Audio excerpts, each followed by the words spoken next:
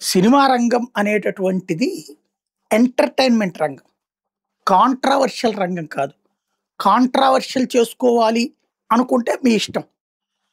మీరు ఎంత ఒద్దికగా ఉంటే ప్రేక్షకుడు అంత ప్రశాంతంగా చూస్తాడు. వివాదాలు మీరు ఎంత క్రియేట్ చేస్తుంటే మీరు అంత దూరం అవుతారు. ఎంటర్‌టైన్‌మెంట్ సినిమా రంగం ఒక్కటే ఇవ్వట్లేదు. ఇప్పుడు ఓటీటీ ప్లాట్‌ఫారాలు, టెలివిజన్‌లు బోలెడొచ్చినాయి.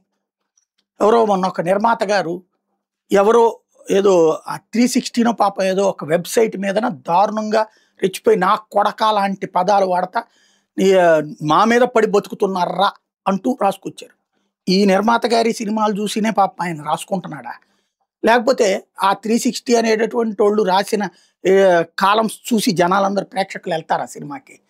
కామన్ సెన్స్ ఉండాలి గదా! మీ సినిమాల్లో మందు కొట్టడం చాలా సరదా, ఎంజాయ్‌మెంటు, తాగడం అనేటటువంటిది ఒక గొప్ప విశేషం. సిగరెట్ తాగడం అనేటువంటిది ఒక గొప్ప విశేషం. అయి చస్తారని ఓ పక్కన ముందేమో ఓ పక్కన ఇవేస్తుంటారు. అడ్వర్టైజ్‌మెంట్‌లేస్తుంటారు. కాషన్స్ ఏస్తుంటారు. సినిమా మొత్తం చూస్తే అదే. అమ్మాయిలకి ఫ్లర్టింగ్ చేయడం, అమ్మాయిలతో వాడుకోవడం, ఆడుకోవడం ఇవన్నీ మన సినిమాల్లో ఒక కామన్ థింగ్ అయిపోయింది. సంస్కృతిని నాశనం చేసి పడేశారు. ఇవాల్టి రోజున ఆడ, మగ అంటే ఇక అదే అన్నటువంటి రూట్‌లోకి తీసుకొచ్చారు. అయినా ఈ సమాజం భరిస్తోంది, ఆనందిస్తోంది. ఎందుకంటే పాపం కష్టపడుతున్నారులే అని చెప్పేసేసి. నటుడు కష్టపడి పైకొస్తున్నాడు. అలాగే 24 క్రాఫ్ట్స్‌లో ఉన్నటువంటి సిబ్బంది కలిసి పనిచేసి జాగ్రత్తగా ఒక ఎంటర్‌టైన్‌మెంట్ అందించేందుకు నానా తిప్పలు పడుతున్నారు అన్నటువంటి ఉద్దేశంతో ఆదరిస్తుంది. అట్లాంటప్పుడు అహంకరించకూడదు. అహంభావంతో మాట్లాడకూడదు. పొగరుగా మాట్లాడకూడదు. నువ్వు నీ సినిమాలో నీ ఇష్టం వచ్చినట్టు దేన్నైనా వక్రీకరించి పడేయచ్చా? అదే సందర్భంలో వాడెవడో రాసుకుంటే నీకు ప్రాబ్లమ్ వచ్చిందా? వాడితో నీ సినిమా పాడైపోతుందా? అంటే రివ్యూ ప్రపంచం నువ్వు చేస్తే సినిమా ఇక సూపర్ హిట్టే, అద్భుతం. ఏ నిర్మాత అయినా నిజం చెప్పాడా ఎప్పుడన్నా? ఇంకోటి ఇప్పుడేదో కొన్ని మన న్యూస్ ఛానళ్ళకి కూడా ఒక బుద్ధి పుట్టింది. ఏంటంటే డిజిటల్ మీడియా మీద పడి ఏడవటం. డిజిటల్ మీడియా మీద ఏ ఎదవన్నా ఏదన్నా వాగితే దాని మీద వీళ్ళు పెద్ద పెద్ద ప్రోమోలు తయారు చేసేసి డిజిటల్ మీడియా అంతా దుర్మార్గం అని.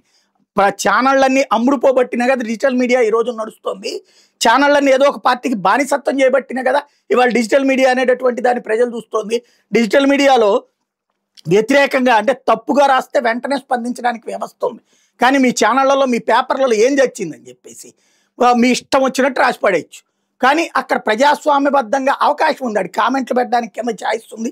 అన్ని ఛాయిస్లు ఉన్నాయి. యూట్యూబ్ అయినా లేకపోతే వాట్సాప్ అయినా లేకపోతే ఇతర అంశాలు. కానీ ఇక్కడ ప్రచారం ఏం తీసుకెళ్తున్నారంటే అదే డిజిటల్ మీడియా అంతా దుర్మార్గులు అన్నట్టు.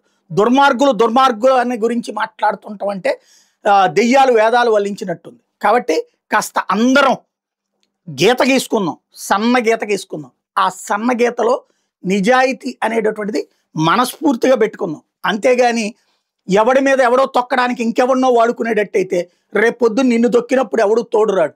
అది గుర్తుపెట్టుకో.